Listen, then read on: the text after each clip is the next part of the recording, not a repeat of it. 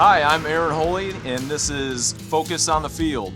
We're here at the Goshen Community Schools project site of their new baseball and softball complex. With me, I've got RJ Eck, our project superintendent. Why don't you tell a little bit about this project and your role here? Yeah, sure. I'm a superintendent here. My role on this job is to oversee all the day-to-day operations, safety, and basically just make sure that we're providing to the owner what they're paying for. So day to day, what does your day to day look like, your responsibilities? We start anywhere from simple as opening the gates to following through with subcontractors, setting up schedules, just endless phone calls and emails, make sure all of our subs are following through on what they say they're gonna do. So as a superintendent, your background is carpenter, right? You got into the trades. How long have you been in the trades, RJ? This is my 21st year. 21st year. So what got you into the trades? Growing up, I'm a generational carpenter, so a ton of construction workers in my family. Going through high school, I always told myself, I will never do this for a living. So I tried the college route. It didn't work out. So then I called Dad and said, hey, are they still hiring construction workers?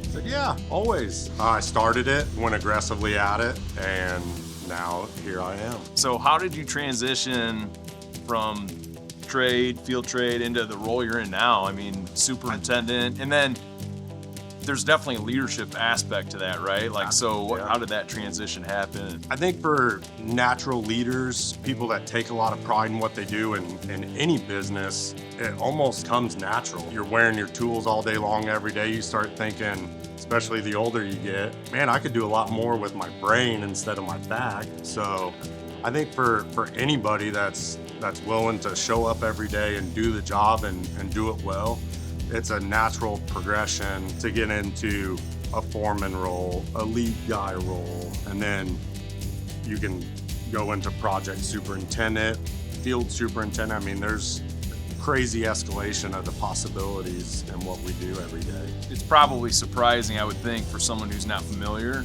My guess is with the professional side, you know, construction, maybe it has its misnomers or whatever, it's cliches, but with the way we build buildings now and what we do, I mean, the technology that's involved, there's a certain level of professionalism that's required for you to be in your role. Why don't you elaborate a little bit on that? Your interaction with like owners, architects, I mean, what kind of things are you having to communicate with them? So when I started, it was more, here's your blueprints, there's your hammer, figure it out.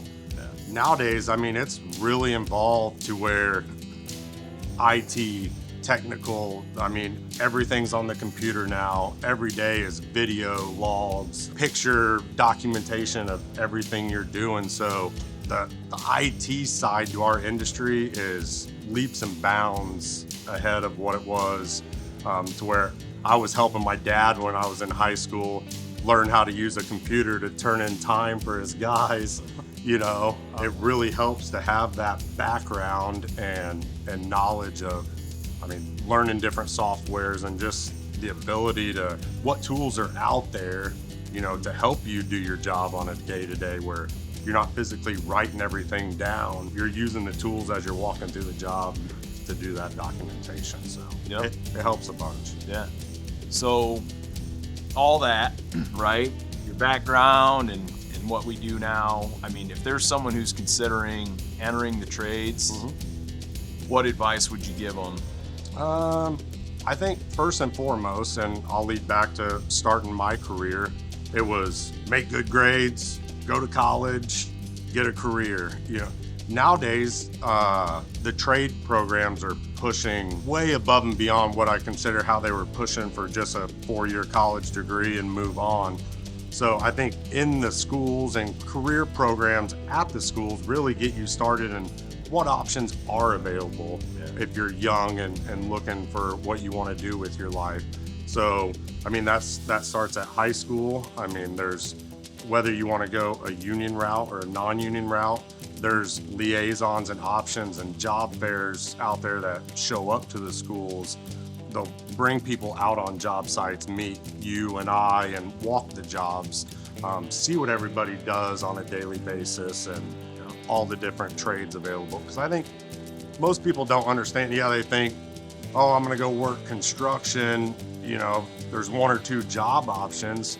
There's anywhere from carpenters, bricklayers, guys that mount rails, put roofs on, lighting control specialists, you know, sound specialists. I mean, just a variety of options where it's not just I'm showing up to work every day, breaking my back, putting the nail into a 2x4. What's really cool about it, this is something I've always appreciated, is the variety, right? So you get on a job, you might be with a project team or a certain project, and it depends on the job, right? But it might be 6 months, it might be a year, it might be 2 years, 4 years, or whatever, but you're moving on to the next thing, and you're always learning something new. It doesn't matter how long you've been doing this, you're always learning something and that's, new. I think the most rewarding thing for me choosing this career path is, for one, you're not at the same desk every day. I mean, every 6 months to a year, you're starting a new project, you're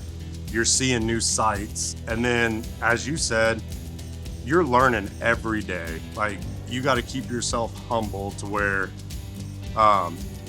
you're not always the smartest person on the job. Yes, I may be the project superintendent, but I learn from these guys just like they learn from me on a daily basis. So, yeah, it is rewarding. Well, RJ, I appreciate you taking the time to show us around today and talk a little bit about your background and what you do here. I can't tell you how much we appreciate what you do, RJ. Thank you. Thank you very much. I appreciate it.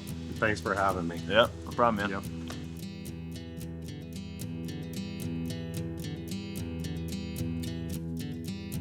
So no matter where you're at in your career, there's always a place for you here at Weigand. We appreciate you taking the time to watch us today. Thank you.